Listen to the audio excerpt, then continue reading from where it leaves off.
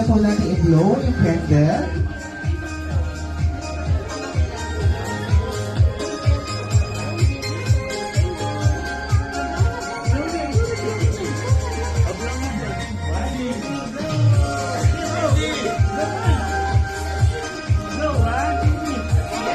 Kaya ang palapakan naman po natin. Sige sir, ma'am, bago po tayo umupo, hingin ko lang po kayo ng ating short message para kay Gaby at syempre po para sa ating mga bisita. Happy birthday na! Sana lumaki kang malusog. Galingan mo sa studies mo. Thank you po sa mga nagpunta. Thank you. Happy birthday!